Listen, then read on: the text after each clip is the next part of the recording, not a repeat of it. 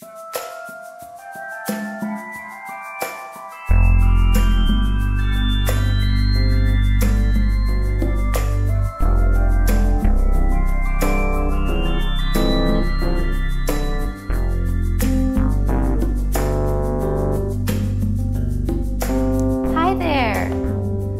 teaching artist today is Allie Spicer, using the pronouns she, her, and hers.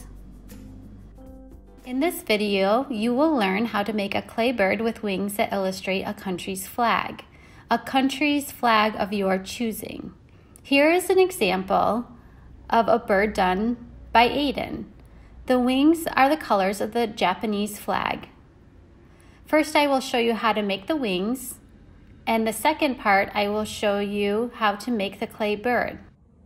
All right, so before we get started, let's make sure we have all of the materials we need. You're going to need 2 packages of Model Magic in white. 1 pack of markers of various colors. Try to make sure you have the primary colors, which are red, yellow, and blue. And 1 piece of paper.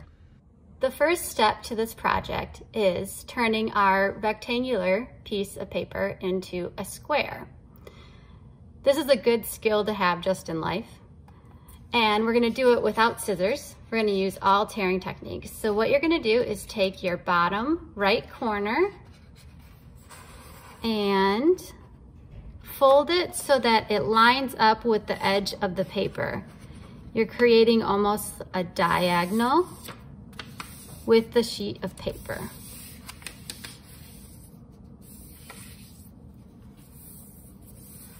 Give it a good crease as well. The next thing you want to do is you're going to turn your piece of paper over, and we're going to now fold back this rectangle, because this is like our excess paper that we're going to take off. So I'm just folding it back and lining it up. I think you can see here, lining it up with this edge here.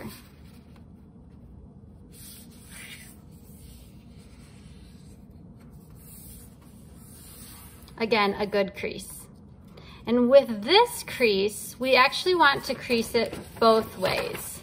So go ahead and unfold your paper, and you'll have 1 diagonal line and you'll have 1 vertical line. So with the vertical line, I want you to fold back that piece of paper on that same crease. Again, give it a really good crease. And we're going to now tear off this excess rectangle so that we have a square piece of paper. How I do it is I usually hold my finger in the corner and I just very slightly begin to tear down. It's not going to be a perfect tear, but that's okay, because actually this edge of the paper is going to be hidden in our final project. So now you have a square piece of paper, and this is just for the trash or recycling. The next step is to choose a flag. When choosing a country's flag, think about either a place you'd like to travel to, a country where your family comes from, or a flag whose design and color you just think are really cool. After choosing a country, use Google to look up what that country's flag looks like. Let's pause here. I'm going to look up the Italian flag because that is where my grandmother is from. What flag are you going to look up?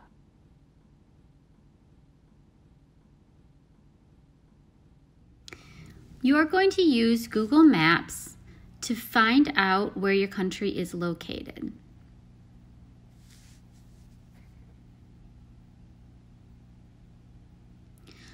Once you are in Google Maps, you are going to hit the magnifying glass, which is the search icon, and type in the name of your country.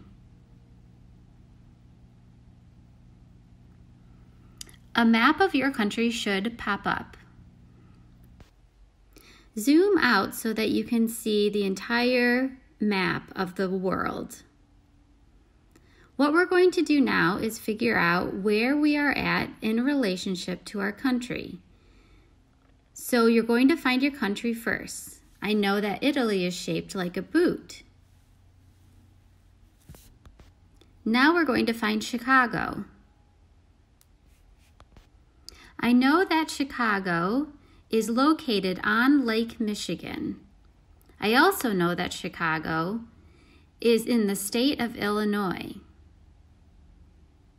So Chicago is on the northeast side of Illinois. I asked Google about how far is Chicago from Italy. The answer is about 4,796 miles, as the crow flies. That term, as the crow flies, means if a bird were to fly from Chicago, Illinois to the country of Italy, it's about 4,796 miles. Once you have chosen your flag, begin drawing it on the piece of paper. We drove to Melrose and went along with the ride to the stars while I'm going strong. California is the place to be. California. So the next step is going to be for us to actually split this paper into half and create two wings. And we're going to use our diagonal line that we've already folded. So you're going to go ahead and fold your paper almost, I like to say like a taco, because it looks like this. It's a taco.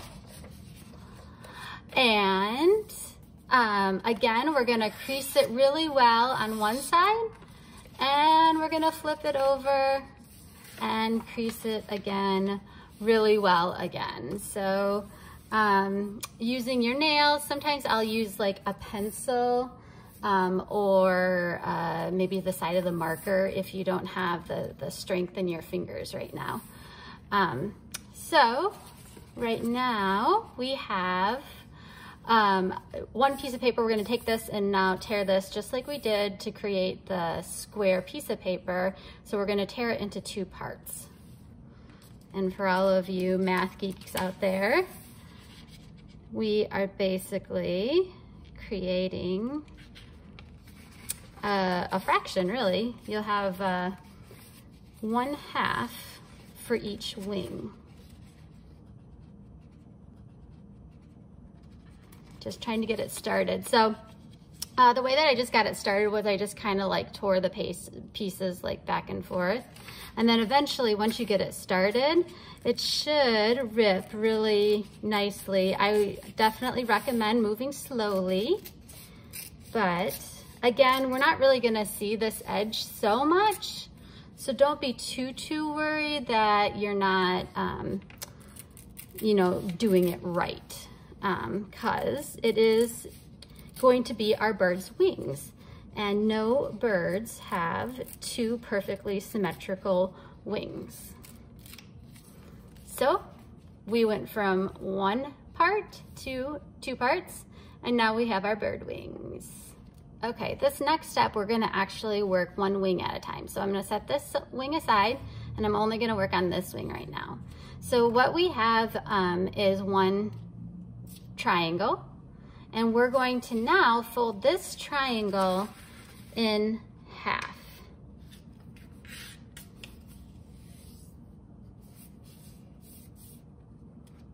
So the next step is going to be, we're going to actually fold this wing down, and I would say I'm going down, I would say about 1/2 inch. And I'm going to do something called an accordion fold, where I'm going to now fold it back and I'm going to line it up to this edge. So it's going to look like this. And you just go back and forth until one side of the piece of paper is completely folded like an accordion.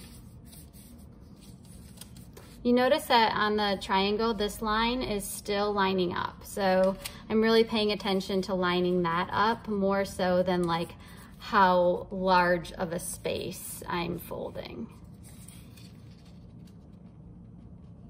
That's kind of the key element here. So we're just folding it back and forth. I love that this is an accordion fold because Italy actually makes beautiful accordions. All right, so we now have 1/2 of our wing folded. We're gonna now turn this piece of paper over and do the same thing on this side. I'm lining up my first fold to the other side. And I'm folding it back and forth. And remember, the goal is to keep this really well lined up. So take your time. There's no rush. If it doesn't line up, then the bird wing isn't gonna work so well. So again, I'm just going back and forth, lining up in an accordion-like fold. Oh, that one.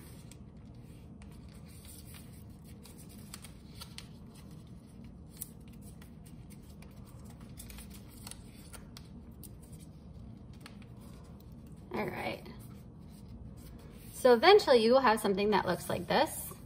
But if we were to spread it, pinch it on one side and spread it out, it's gonna look like a wing. So we're gonna do this same thing on the other side. So we're gonna now put this one aside and we're gonna do the same thing on this side. Take your time, and as you fold your wings, we're going to learn about migration and human flight.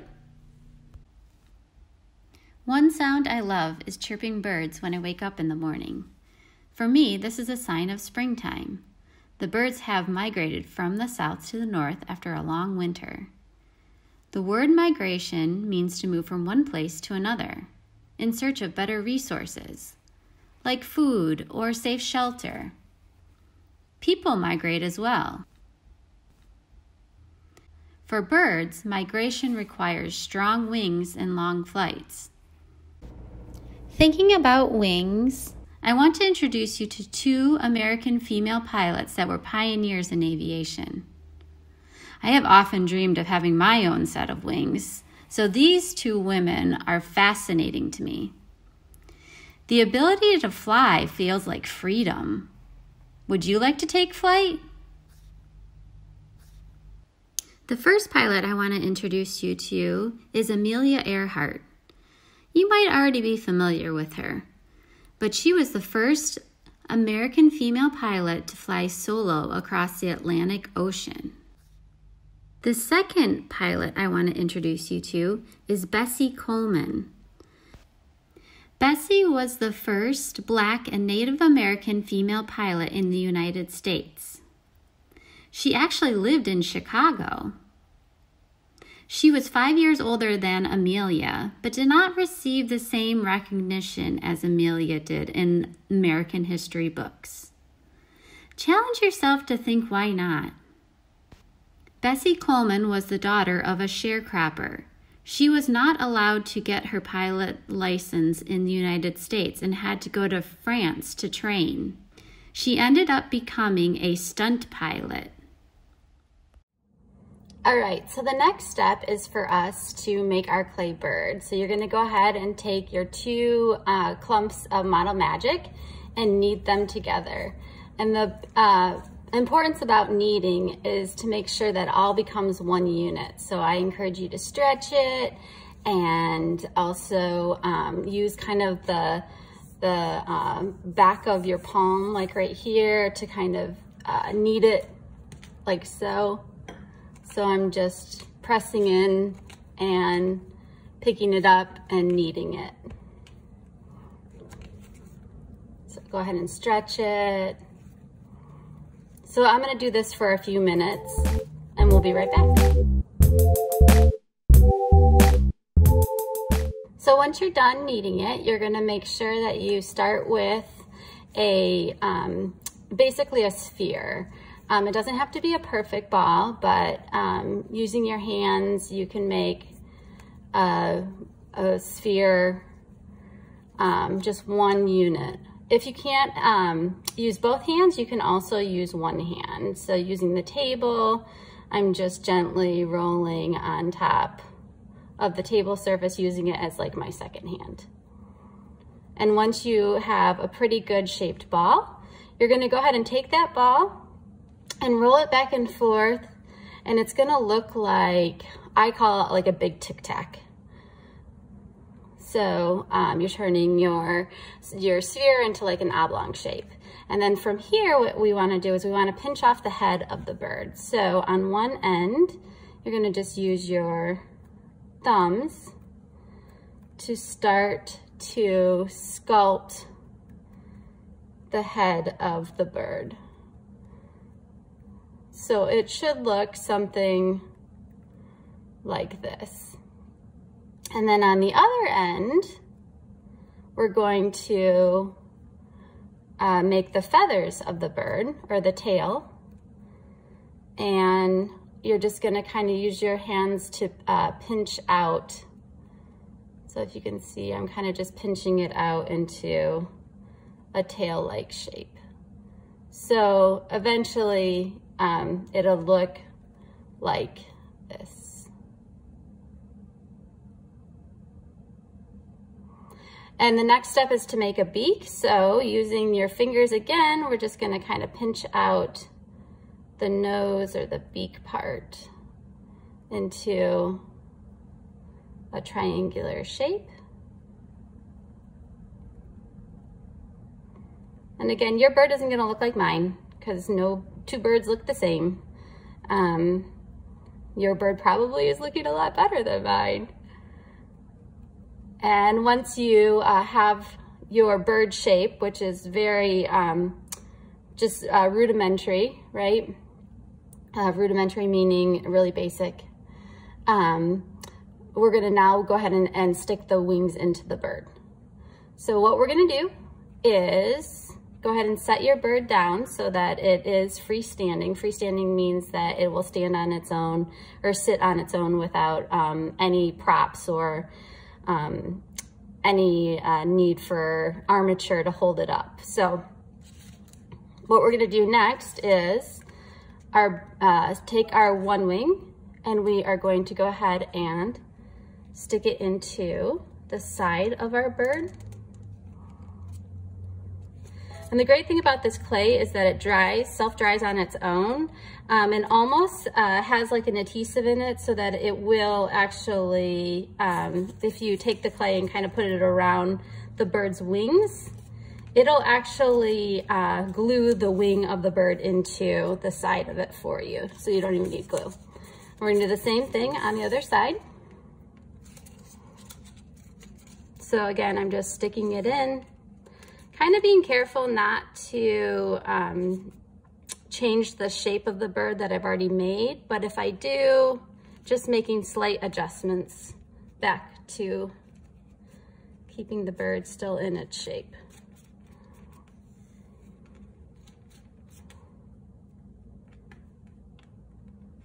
And this is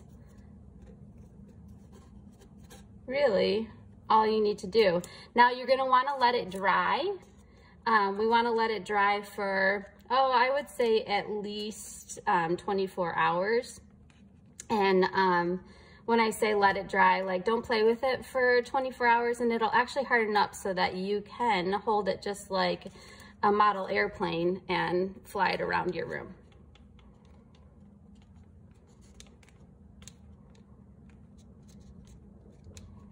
If you do see kind of the head might start to like fall a little bit, if you do see that starting to fall a little bit, you can always put like a prop underneath it.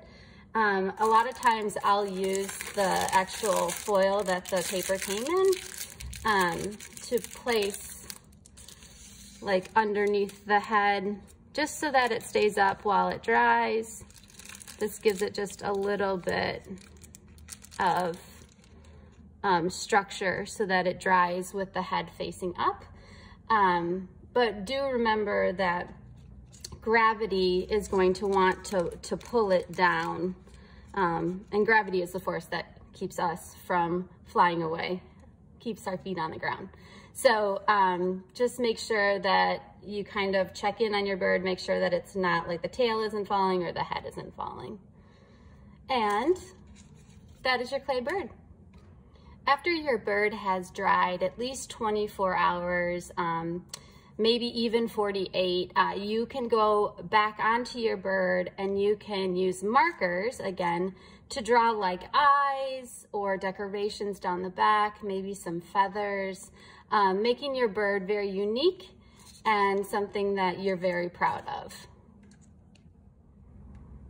So just a quick review of what we learned today. We learned how to sculpt a clay bird using basic hand building skills and model magic and paper. We learned about different countries and their flags. We also learned about birds and migration. And the last thing we did was we created a project that is personal for us and that we can fly and play with.